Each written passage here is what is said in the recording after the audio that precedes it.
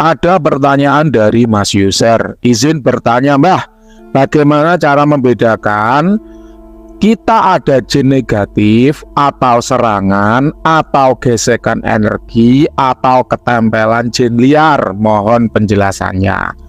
Jadi disitulah Anda butuh guru.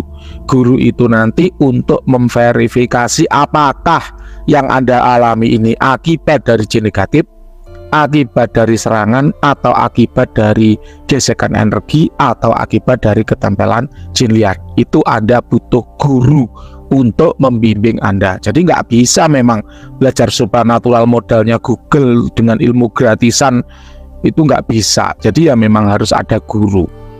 Mohon penjelasannya, Mbak, karena bagi kami yang hanya baru peka soal rasa, belum mendalam karena masih pemula, kami bingung membedakan mana yang serangan, mana ketempelan, mana gesekan, dan mana orang yang energinya besar. Ya itu tadi. Ya, jadi jawabannya memang Anda butuh guru untuk membimbing Anda.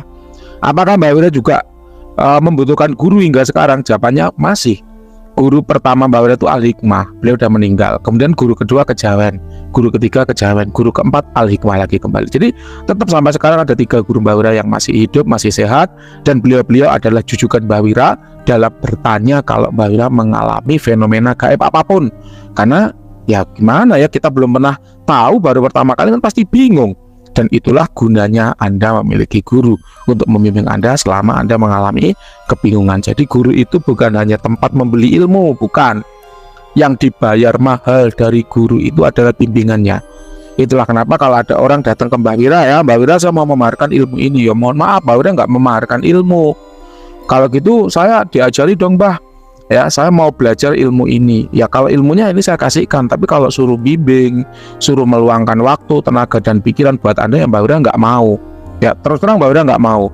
Itulah kenapa Mbak Wira tidak menerima murid lagi, karena Mbak Wira nggak mau.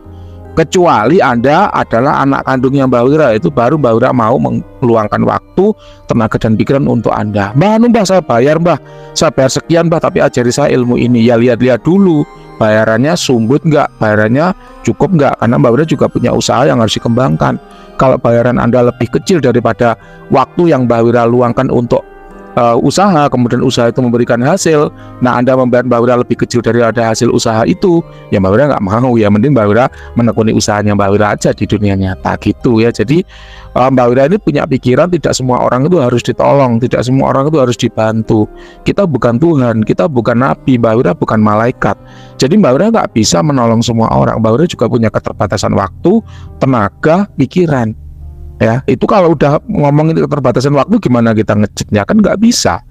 Ya, waktu hanya 24 jam, harus Mbak Wira bagi untuk keluarga, untuk pekerjaan, untuk bisnis, untuk karyawan-karyawan Mbak Wira. Mbak Wira punya karyawan 4 yang selalu dibimbing, ada bagian keuangan, bagian admin, bagian konten, bagian pengembangan usaha baru, semua butuh dibimbing, butuh diawasi. Itulah kenapa waktu Mbak Wira nggak banyak. Ya, itulah kenapa ini udah 7 tahun lebih kok Mbak Wira itu nggak nerima murid.